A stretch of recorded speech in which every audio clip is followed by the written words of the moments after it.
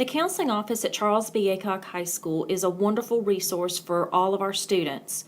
We are located in the front of the school, right off the main lobby across from the main office.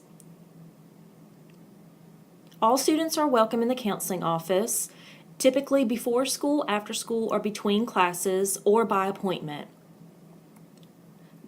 The counselors divide the alphabet. Ms. Renee Dilda, letters A through GRE, Ms. LaShonda Payne, last names GRI through PER, and Ms. Gladys Diggs, last names PES through Z. And of course, Ms. Lynette Washam, who sits at the front desk and assists all of our students and parents with questions or concerns. Remember that when you come to the counseling office, what you talk to your counselor about is confidential.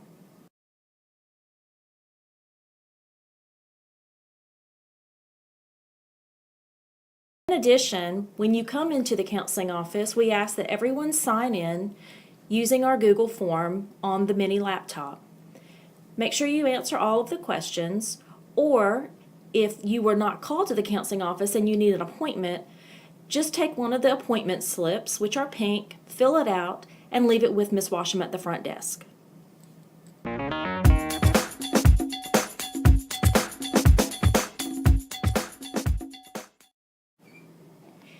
If you'll pay attention to the charts that are in front of you, starting with the orange chart at the top, just as a reminder, the credits required for graduation are different depending on when you entered the 9th grade. So for students who entered in grades in the year 2014 or earlier, credits required is 24. If you entered 9th grade in 2015, credits required are 26. And 2016 and beyond, credits required for graduation is 28. Then next in the yellow chart and the green chart, depending on when you entered the 9th grade, this will reflect the quality points that you earn based on the type of class that you take.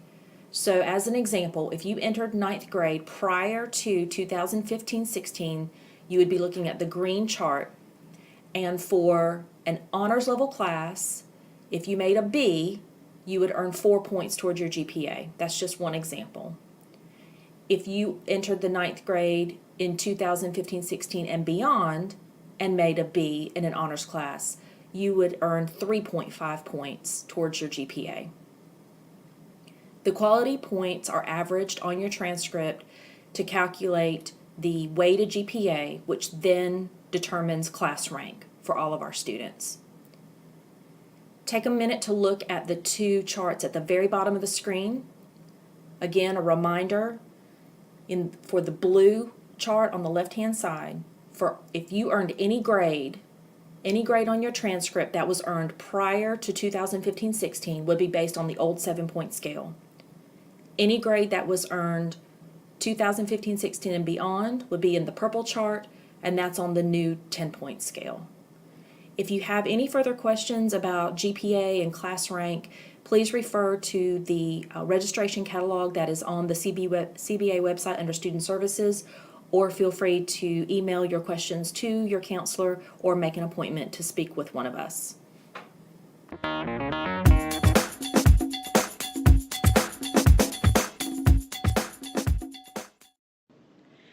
Now we're going to cover the minimum credits required to be promoted from one grade level to the next. You have to earn a minimum of 6 credits to be promoted to 10th grade. You have to earn a minimum of 13 credits to be promoted to 11th grade, and a minimum of 20 credits to be promoted to 12th grade. The 24 credits that you must have to graduate have to be credits in certain categories. So let's start with the first category in the core areas.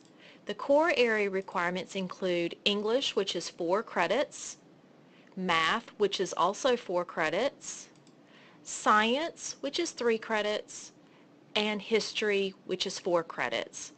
In addition to these core area class requirements, all students must also earn 1 credit of Health and PE, which is typically earned in the 9th grade year. Next, let's talk about elective credits.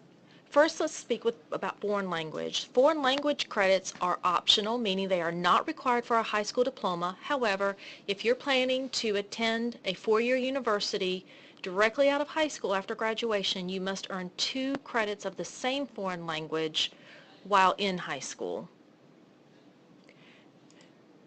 Beyond the foreign language, the elective courses are considered any course or courses not required for graduation. Students will earn a minimum of 8 elective credits. However, most students will earn many more than 8 credits by the time they graduate. Electives can be courses in the core area subjects that are advanced, or in the vocational technical areas or the cultural arts. It's important to remember that students are only promoted over the summer unless you are a student who is eligible to graduate in the upcoming spring semester. And those students will be placed in a senior homeroom mid-year, which is usually around the end of January, beginning of February.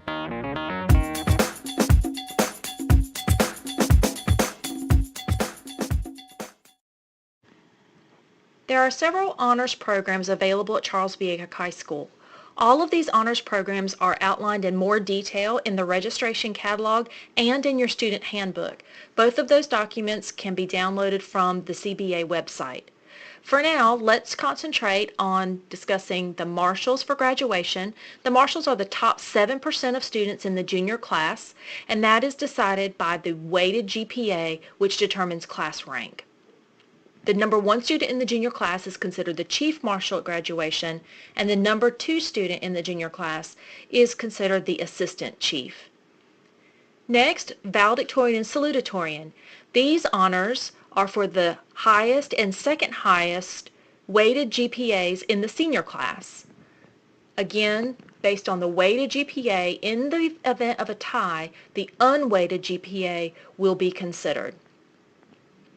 Honor graduates are students who have an unweighted GPA of a 3.25. Please notice that this is unweighted, not weighted. National Honor Society is offered to 11th and 12th grade students who have a minimum 3.5 weighted GPA, and there's a point system in place for service, character, and leadership. The North Carolina Academic Scholars Program is part of a diploma award. It's awarded to students with a 3.5 unweighted GPA in addition to very specific advanced courses. All of these awards and honors are verified following the third 9 weeks of the of the school year. At this time, you should have your high school transcript in front of you so you can verify the information. If you'll start by looking at the very top, verify your demographic information, birth date, contact information, student ID, and so forth.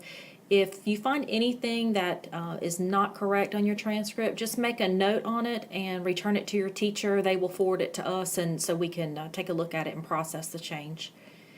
Next, if you'll look at the red oval on this particular transcript on the screen, just wanted to point out that there are some of you who have taken high school credits in middle school, and it will reflect as such on your transcript. Some of your other classes in middle school may be listed. You can just disregard those. They are not counted towards your GPA, even if it says yes in the very last column where it says in GPA. That's just a technical glitch there, so don't worry about that. The rest of your classes will be in chronological order, 9th, 10th, 11th, and then 12th grade, depending on what grade you're in. You will find the name of the course, the mark or the numerical grade that you made in the class, how many credits you earned. Of course, if you passed, it's typically 1 credit. If you did not pass, it would be 0. And the quality points, the weighted quality points that are assigned to that numerical grade, and those quality points are averaged together to get a weighted GPA, which determines class rank. So if you'll look in the purple circle or oval, those quality points reflect when we changed over from the 7-point scale to the 10-point scale. I just wanted to bring that to your attention. And then down at the very bottom, the blue arrow would indicate your current semester.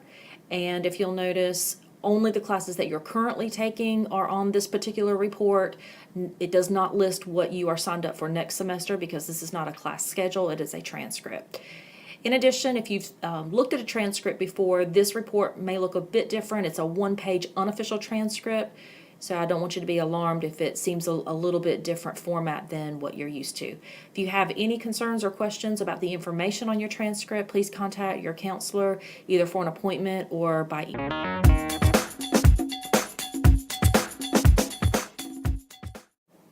At this time, you should have a CBA High School personal graduation plan in front of you. It will look like what is on the screen.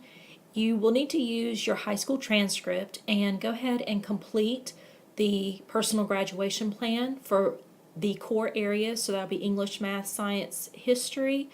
You will indicate what grade level you have completed or plan to complete each of the core class requirements across the top of each chart, and then within each chart you just need to circle what type of interest or ability level you feel like best suits your needs, so average, moderate, or strong within each core area. Once you have completed this form, your homeroom teacher will then advise you how you need to proceed regarding picking your classes for next year.